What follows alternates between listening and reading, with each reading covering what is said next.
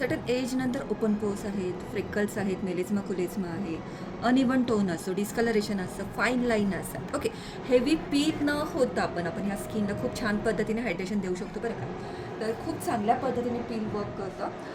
एक 50-55ची जी स्किन आहे त्याला एक हायड्रेशन थोडंसं टायटिंग इफेक्ट पण आपल्याला एक केमिकल पिनने देता येतो बरं का, आणि सेफर पद्धतीने. आपलं एक सेटिंग झालं होतं, आता आपण सेकंड सेटिंग आहे हां. हो. तर स्किन खूप पील होते किंवा टोचतं, रेड होते, रॅश येते, असं काही झालं? अजिबात नाही, काही नाही झालं. आणि आता पील लावल्यावरती पण असं काही वाटतंय नाही. का? का पीलबद्दल बरेच सारे गैरसमज लोकांच्या मनात आहेत. ओके, आणि इफेक्ट किती वाटला? 20-30% तरी ते हो. छान हायड्रेशन म्हणजे टॅन कमी व्हायला मदत झाली, अगदी अगदी. आणि जे मेलेझमा कोलेझमा आहे तो पण कमी व्हायला मदत झाली. हो हो अगदी. कमी झालं. विदाउट स्टिरॉइड जर आपल्याला स्किन रिपेअर करायचे तर केमिकल पील खूप चांगल्या पद्धतीने ऑप्शन आहे. नक्की नक्की विचार करू शकतो. Thank you ma'am. स्किनवरील मेजर प्रॉब्लेम आणि स्किन कंडिशन बघून आपल्याला ट्रीटमेंट प्लॅन करावी लागते. खूप चांगल्या पद्धतीने स्किन रिपेअर करता येते.